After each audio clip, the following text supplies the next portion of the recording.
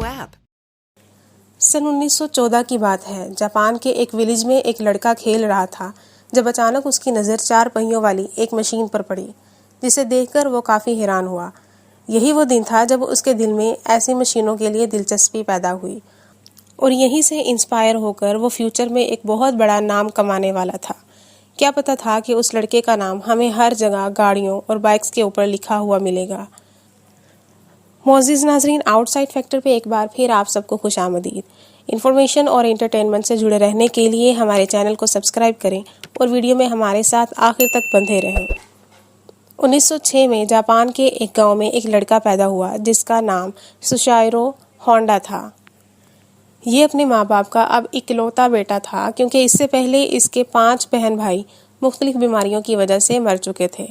اس کا باپ ایک لوہار تھا، اس کے ساتھ ساتھ وہ سائیکل ریپیئرنگ کی پارٹ ٹائم جاب بھی کرتا تھا۔ ایسے میں ہونڈا اپنے والدین کا واحد سہارا تھا، اور اس کے والدین ہونڈا سے کافی امیدیں رکھتے تھے۔ لیکن ہونڈا کی پڑھائی میں کوئی خاص دلچسپی نہیں تھی، البتہ وہ اپنے باپ کے ساتھ سائیکل ریپیئرنگ کا کام شوق سے کرتا تھا۔ ایک دن اس لڑکے کو اخبار میں ایک جاب کی ایڈ ملی جو اس کے مطلب کی جاب تھی۔ یہ جاب ایڈ ٹوکیو میں 8 شوکائی نامی ایک آٹو سروس اسٹیشن کی جانب سے دی گئی تھی۔ ہونڈا نے موقع کو غنیمت جان کر اس جاب کے لیے درخواست لکھ دی، جو کہ منظور کر لی گئی۔ اب ہونڈا اپنے ماں باپ اور گھر بار کو چھوڑ کر اس جاب کے لیے ٹوکیو چلا گیا، اور اس کے ماں باپ نے بھی اسے خوشی اور امیدوں کے ساتھ رخصت کیا۔ لیکن وقت اور قسمت ہونڈا کے حق میں نہیں تھے۔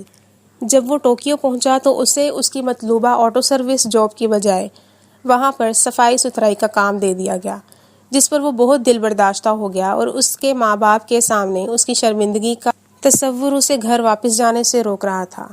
مجبوراً اسے یہی نوکری کنٹینیو کرنی پڑی۔ کچھ عرصہ تک وہ یہی کام کرتا رہا، لیکن جب 8 شوکائی کے آنر نے ہونڈا کی دلچسپی صفائی کے کام کی بجائے آٹو موبائل میں دیکھی تو اسے ورک شاپ میں کام کرنے کے لیے ہائر کر لیا گیا۔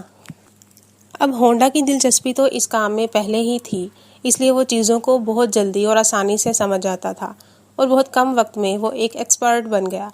اور اس جاب کے دوران اس نے بہت جلد 2 سپورٹس کارز بھی بنا لیں۔ ان دونوں سپورٹس کارز میں اس نے یوزڈ انجن کا استعمال کیا، اور پھر انہی دونوں سپورٹس کارز نے 1924 میں پہلی بار جاپانیز موٹر کارز چیمپئن شپ میں حصہ لیا اور پہلی پوزیشن حاصل کی۔ اب یہی وہ ایونٹ تھا جس کے بعد ہونڈا نے موٹر سپورٹس کو اپنا مذہب بنا لیا۔ پھر کئی سالوں تک ہونڈا اس ورک شاپ میں ہی جاب کرتا رہا۔ 1928 میں ہونڈا 22 سال کا ہوا تو اس کے مالک نے ایک اور برانچ کھولنے کا فیصلہ کیا، اور اس برانچ کا انچارج ہونڈا کو بنا دیا۔ ہونڈا نے سخت محنت اور لگن سے اس نئی برانچ میں جان ڈالی۔ ہونڈا نے ایک ورکر سے کام شروع کر کے 2 سال کے اندر اندر ورکرز کی تعداد 30 تک بڑھا دی۔ اس دوران ہونڈا نے ایک اور سپورٹس کار بنائی جو 120 کلومیٹر پر آور کی سپیڈ سے چلتی تھی۔ اس سپورٹس کار نے آنے والے 20 سالوں کا ریکارڈ توڑا۔ 1936 میں ریسنگ کے دوران ایک ہولناک حادثہ ہوا جس میں ہونڈا کی جان تو بچ گئی، لیکن وہ بہت بری طرح سے زخمی ہو گیا۔ اس کا بایاں بازو فریکچر ہو گیا، شولڈر ڈسلوکیٹ ہو گیا، اور چہرہ پوری طرح سے زخمی ہو گیا۔ اس حادثے نے کافی عرصے تک اس کے کام پر نیگیٹو اثر ڈالے رکھا۔ پھر جب ہونڈا ٹھیک ہوا تو اس نے وہی پوزیشن حاصل کرنے کے لیے سٹرگل شروع کر دی۔ اس نے 8 شوکائی کے مالک سے اسپیئر پارٹس کمپنی کھولنے کی اپیل کی، جو کہ کمپنی کے ممبرز کی طرف سے مشترکہ طور پر ریجیکٹ کر دی گئی، کیونکہ انہیں اس کی ضرورت محسوس نہیں ہوئی۔ اس ریجیکشن پر ہونڈا نے اپنی ذاتی کمپنی کھولنے کا فیصلہ کیا، اور 1936 میں 30 سال کی عمر میں ہونڈا نے اپنے ایک دوست کے ساتھ مل کر اپنی ذاتی انڈسٹری بنائی، جس کا نام ٹوکائی سیکی ہیوی انڈسٹری رکھا۔ یہی انڈسٹری ہونڈا کے کامیاب کریئر کی بنیاد بنی۔ البتہ شروع میں ایک لمبے عرصے تک ہونڈا کو بہت سارے اتار چڑھاؤ کا سامنا بھی کرنا پڑا۔ اس کے کئی ڈیزائنز ریجیکٹ ہوتے گئے، لیکن ہونڈا نے ہمت نہ ہاری اور جدوجہد جاری رکھی۔